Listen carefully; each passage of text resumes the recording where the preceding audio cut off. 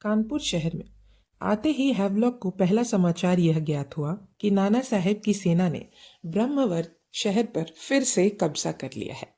कानपुर शहर की अंग्रेजी सेना के कंधे से कंधा भिड़ाकर विद्रोहियों द्वारा दी गई यह भयंकर शहर देखते ही हैवलॉक सेना सहित उधर दौड़ पड़ा। उस दिन ब्रह्मवर्त में हुई लड़ाइयों में विद्रोहियों की 42वीं रेजिमेंट ने अंग्रेजी सेना के लड़ते लड़ते 20 गज तक आते ही बैनेट लेकर लड़ना प्रारंभ किया। आज तक अंग्रेज लोग विद्रोहियों को डराने के लिए बैनेट को अंतिम साधन समझते थे, पर आज उन शूर स्वतंत्रता सेनानियों ने स्वयं ही फिरंगियों पर बैनेट चलाकर एक घमासान मचा दिया। इसी समय विद्रोहियों के घुड़सवारों ने अंग्रेजों को पिछाड़ी पर टूटकर उनकी रसद मार दी। इस तरह पीछे और आगे से अंग्रेजी सेना को विद्रोहियों ने मारा। अंग्रेजी कमांडर की समझ में भी यह आया कि दिन ब दिन विद्रोहियों का समर साहस बढ़ता ही जा रहा है। ब्रह्मवर्त की लड़ाई में इस सारे पराक्रम के बाद भी पराजय लेकर पीछे हटना पड़ा। 17 अगस्त को विद्रोहियों को पराजित कर हैवलॉक पीछे कानपुर लौटा तो उसे यह ध्यान में आया कि नाना ने पूरी सेना ब्रह्मवर्त में नहीं रखी है और उसकी सेना यमुना के तट पर कालपी में भी तैयार है। इस तरह कालपी में दबाव, ब्रह्मवर्त से दबाव, अवध से दबाव, गंगा के इस तीर पर दबाव, उस तीर पर दबाव, ऐसा चारों ओर से दबा हुआ वह विजयी हैवलॉक कलकत्ता को लिखता है। भयानक पेच पड़ा हुआ है। नई कुमुक नहीं आई तो कानपुर छोड़कर इलाहाबाद तक पीछे लौटने की बारी अंग्रेजी सेना को जल्द ही आए बिना नहीं रहेगी। इस पत्र के उत्तर में नई कुमुक भेजी जाएगी और फिर आज तक सही हुई जय पराजय की भरपाई लखनऊ का रक्त पीकर कर डालेंगे। ऐसी भावी आशा से हैवलॉक कलकत्ता के पत्र की प्रतीक्षा कर रहा था तो उसे आदेश आया कि लखनऊ जाने वाले अंग्रेजी सेना का अधिकार तुमसे कठोर होता है। विजय हुई परंतु कानपुर विजय में किंचित देर हुई, इसीलिए नील जैसा योद्धा को हटाकर हैवलॉक नियुक्त किया गया। विजय प्राप्त हो जाने पर भी लखनऊ की ओर जाने में उसे अनिवार्य देरी हुई, इसीलिए हैवलॉक जैसा योद्धा को भी हटकर सर जेम्स ऑटम को सेनापति बनाया गया। यह समाचार आते ही इसीलिए हैवलॉक को बहुत बुरा लगा। जिस वैभव के लिए उसने जी जान से परिश्रम किया था, उस लखनऊ मुक्ति का वैभव ऐन समय पर दूसरे के हाथ पड़ेगा। इस अपमान से उसे बहुत उदासी हुई।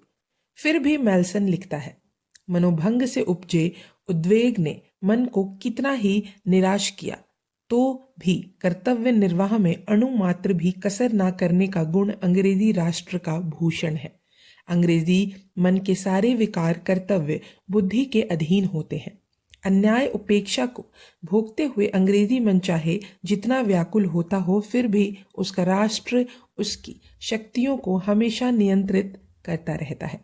अपने राष्ट्र की उत्तम सेवा किस तरह करें, इस संबंध में उसका व्यक्तिगत मत कुछ भी क्यों न हो, परंतु जब सरकार का यार उस राष्ट्र का मत उसके मत से भिन्न हो तो अपना निजी मत एक तरफ रख देश सत्ता के आदेश की ऐसी भी विजय हो, उधर ही अंग्रेज दिन रात लगा रहता है।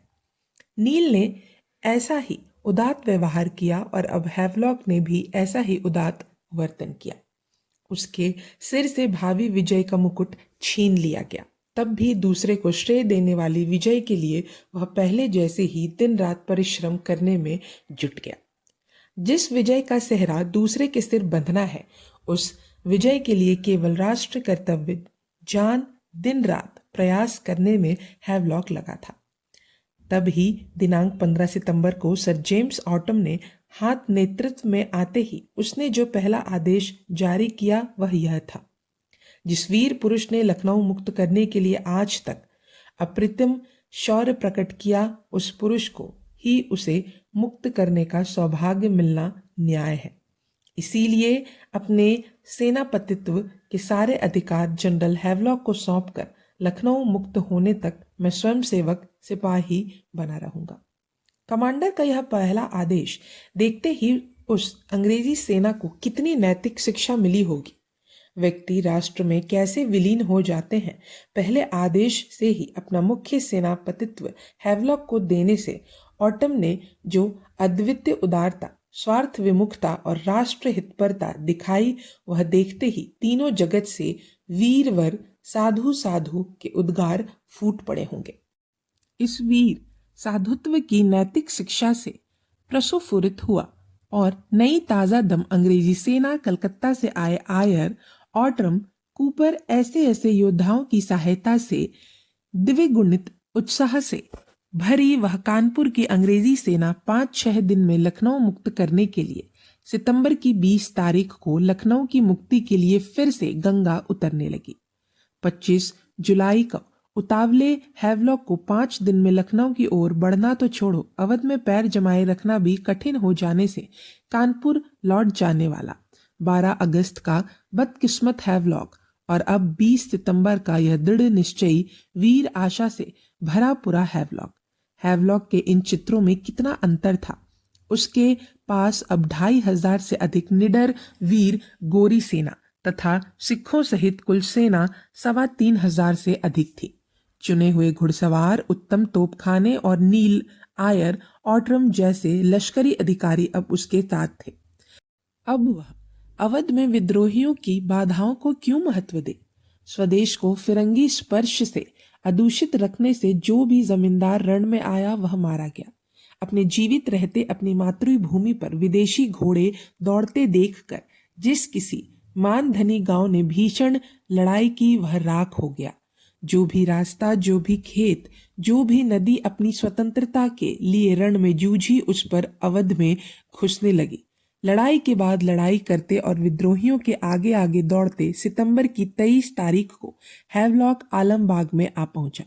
सारे दिन आलमबाग में विद्रोहियों से लड़ाई होती रही। उनकी 5 तोपें अंग्रेजों ने छीन ली। विद्रोहियों ने उनमें से एक तोप फिर छीन ली। दोनों ओर की सेना ने रणक्षेत्र में ही रात गुजारने का निश्चय किया, पर अंग्रेजी सेना के कीचड़ और दलदल भरे मैदान में रात का विश्राम आरंभ करते ही विद्रोहियों ने विश्राम करना छोड़ फिर मारामारी शुरू कर दी। उस रात बरसात भी लगातार हो रही थी और वीरों के सिर जमीन पर से ऊपर उछल रहे थे। ऐसी स्थिति में उस अंग्रेजी सेना के उत्साह की लहरें इस बरसात की लहरों से अधिक जोर की गर्जना कर रही थी, क्योंकि उसी रात दिल्ली जीत लेने की विद्युत वार्ता आई थी। अंत में वह 25 तारीख का निर्णायक दिन उदित हुआ। लखनऊ शहर की मध्य बस्ती के रास्ते छोड़कर बाजू के एक रास्ते से हैवलॉक की सेना रेसिडेंसी की ओर निकली। यह ज्ञात होते ही विद्रोहियों की ओर से तोपों की जबरदस्त मार चालू हो गई। आलमबाग से शत्रु की इस मार को सहन करते अंग्रेज बड़ी दृढ़ता से बढ़ते हुए 4 बाग के पुल तक आकर भिड़ गए। इस पुल को पार करते ही लखनऊ में प्रवेश होने से उस महत्वपूर्ण नाके पर दोनों पक्षों में घमासान होने लगा।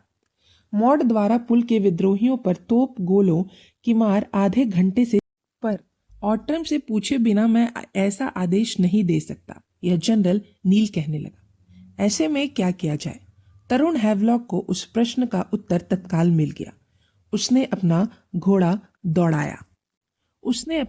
घोड़ा उस दिशा की ओर दौड़ाया जहां मुख्य कमांडर हैवलॉक खड़ा था। जहां मुख्य कमांडर से मिला हो ऐसा बहाना बना वह नील के पास वापस आया। नील को झुककर सलाम करते हुए उस युवा हैवलॉक ने कहा,